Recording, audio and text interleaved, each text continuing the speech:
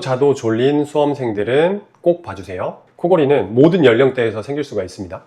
옛날로 돌아가서 생각해보면 어렸을 때 제 친한 동네 동생이 있었어요. 그 친구 같은 경우에는 호리호리 했었고, 어느 날 저희 집에서 잠을 자는데 초등학교 저학년쯤이었을 거예요. 그 친구가 굉장히 코를 고는 거예요. 코골이는 어른들의 전유물인 줄 알았는데 굉장히 놀랬던 기억이 나고요. 그 다음 기억나는 장면은 중고등학교 때 수학여행을 가보면 이제 코골이가 엄청 심했던 친구들이 있죠. 그때도 느꼈어요. 아, 이게 코골이라는 게 성인들의 전유물이 아니구나. 제 아버지께서 코골이가 심하셨는데 아, 이게 어른들만 가지고 있는 질환이 아니구나 라는 걸 알게 됐죠.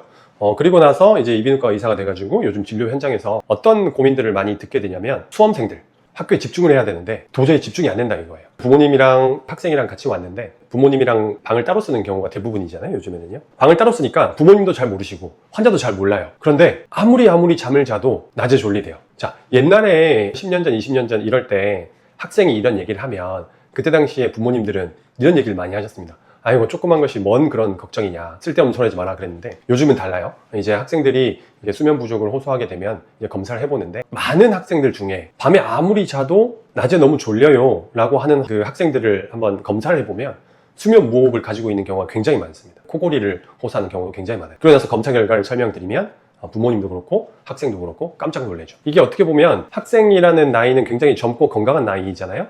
그런데 잠을 자는데 낮에 너무 피곤하다, 일반적이진 않거든요, 그죠? 건강한 친구가 충분한 시간 동안 자는데도 낮에 졸리다, 이건 분명히 어떤 문제가 있다는 거죠. 수면 다원 검사를 해보면 코골이나 수면 무호흡증을 앓고 있는 경우가 굉장히 많은 겁니다. 요즘에는 제가 학생들 중에서 이런 불편함을 호소하는 분들에게는 뭐라고 얘기하냐면, 조금 더 일찍 검사를 해보자 라고 말씀을 드려요. 중학생인데 그렇다면은 중학교 때 미리 검사를 해가지고 상태를 체크를 한 다음에, 고등학교 3학년 때가 어떻게 보면 제일 중요한 시기잖아요. 그 전까지 우리가 수면 무호흡을 어느 정도 치료를 해놓자. 필요한 수술이 있으면 수술을 고려할 수도 있고, 양압기 치료가 필요하면 양압기 치료를 할 수도 있고, 요거를 미리미리 우리가 준비를 해놓고 제가 세팅을 해놓자라고 표현을 하거든요. 양압기 치료가 필요하다고 했을 때 그 학생에게 중학교 시기 때 양압기를 익숙하게 만들어 놓는 거죠. 그렇게 이게 치료를 세팅을 해놓으면 고등학교 1, 2, 3학년 그 기간 동안을 굉장히 편하게 보낼 수가 있는 거죠. 그리고 그런 것도 있습니다. 확실히 젊은 분들이 양압기를 권유를 드렸을 때 처음에는 이런 반응을 많이 보이세요. 이런 걸 불편한 거 어떻게 오래 끼냐. 그런데 시간이 지나고 보면 결국은 젊은 분들이 반응이 제일 좋으세요.